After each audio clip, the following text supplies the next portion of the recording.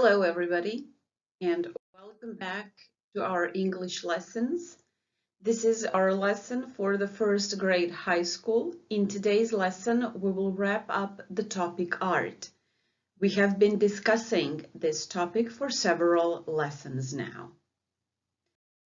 U današnjoj ćemo lekciji, sada u satu ponavljanja, koristiti riječi iz teme umjetnosti i ponovit ćemo kako izraziti svoj stav i mišljenje. Kao i do sada, potrebna vam je bilježnica, pribor za pisanje, za neke dodatne zadatke, pristup internetu, ali to vam je već sve poznato i tu ste sad već na svom terenu. Pa krenimo sa gradivom. In this splash here, you can see all the words that we have mentioned throughout our lessons. So we talked about art and different forms of art. We have visited a museum. We have also seen many works of art. We talked about literature. We talked about movies. Now we will combine all these words in one lesson and try to use them in a context. Let us start with verbs now. In this part here, the verbs are listed. So art can be created, produced, displayed, and shown. Let's move on to nouns.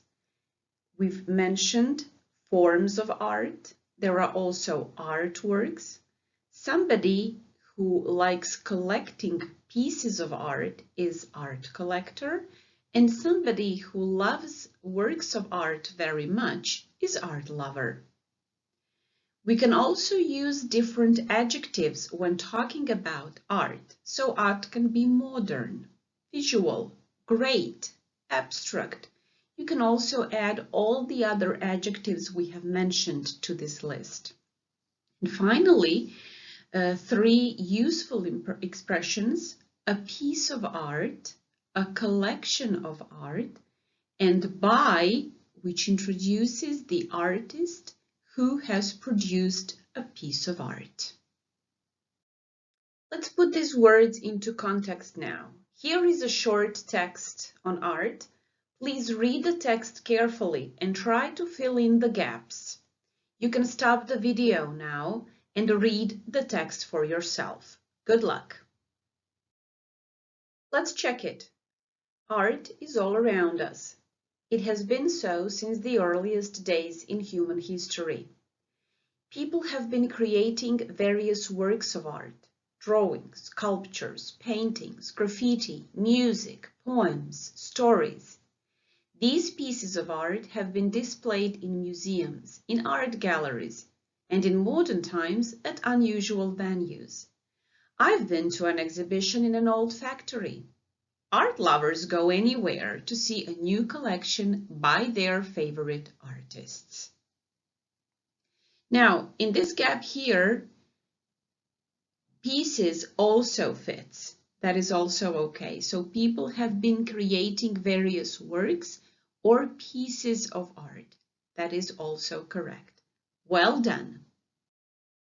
Let's visit a museum again. The verbs that we use are go to and visit.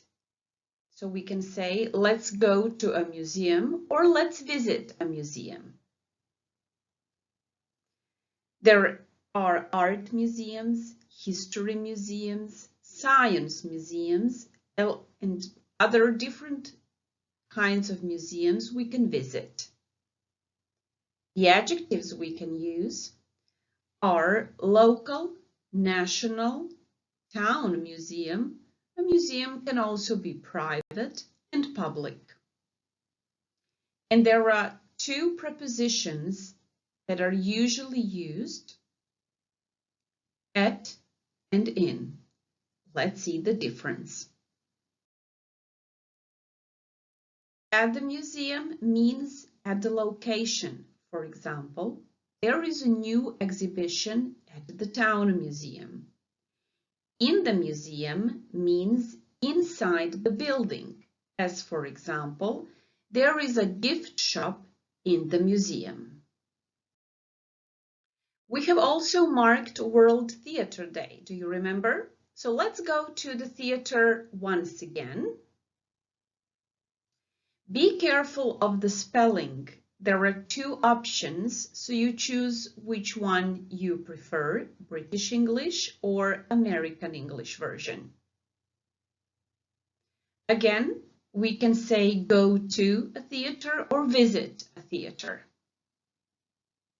These are the words that we've mentioned in our lesson on theater. There was a gap text, if you remember, and the words are usher, box office, auditorium, row, seat, and interval. I'm sure you remember this. Again, two prepositions, at the theater and in the theater, same as with the museum, whether it is a location or inside the building. I was at the theater last night. And is there a bar in the theater? I hope you notice the difference and that this will help you further. And finally, the cinema. Be careful, again, British English or American English. So we can say the cinema in British English and the movies in American English. The vocabulary that you have learned in the lesson on movies was genre, actor or actress, cast, and director. Useful expressions, we go to the cinema or we go to the movies, and we can ask what's on at the cinema. Expressing likes and dislikes was an important part of this topic. So for likes, we can use the verb like, love, be fond of, or adore. For dislike, let's keep it simple and use only two, dislike and hate. And here are examples. I like watching cartoons. I adore going to the theater. I really like drawing. Or, I dislike going to galleries. I hate horror movies. But there is an expression that I would really like you to practice using, and that is the verb prefer.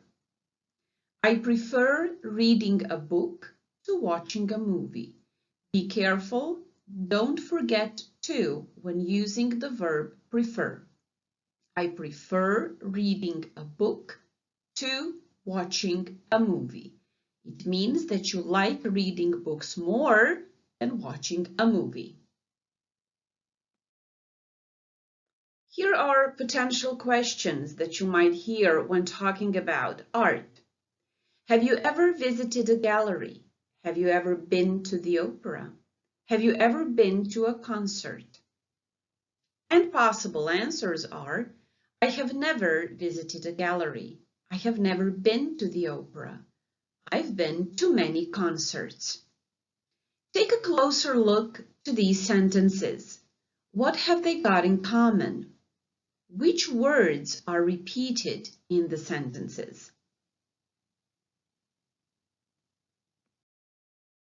The sentences on the previous slide are examples of present perfect simple tense. And this is what you have probably noticed. Have been, have visited, and have seen. So the verb have appears in all the sentences, and this is the present simple of the verb to have. Been, visited, and seen is past participle. Dakle, za glagolsko vrijeme, present perfect simple, potrebna su nam dva glagola. Present simple glagola have, koji je u ovom glagolskom vremenu pomoćni glagol, i prošli particip. Ako se sjećate, a vjerujem da se sjećate i da ste radili na nastavi, prošli particip razlikuje se kod pravilnih i nepravilnih glagola. Pravilni glagoli, kao što je u ovom primjeru glagol visit, tvore prošli particip dodavanjem nastavka d ili ed, dok nepravilni glagoli, kao što su u ovom primjeru glagol be i glagol see, imaju posebne oblike. Oni se nalaze u trećem stupcu tablice nepravilnih glagola i njih, nažalost, učimo napamet. Ali vjerujem da ste vi do sada već puno tih glagola i naučili.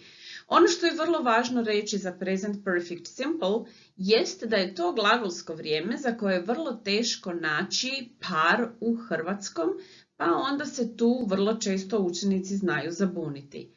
Dakle, ovim glagolskim vremenom izričemo radnju koja je započela u prošlosti i još uvijek traje, ili je započela u prošlosti, a imamo neki rezultat u sadašnjosti.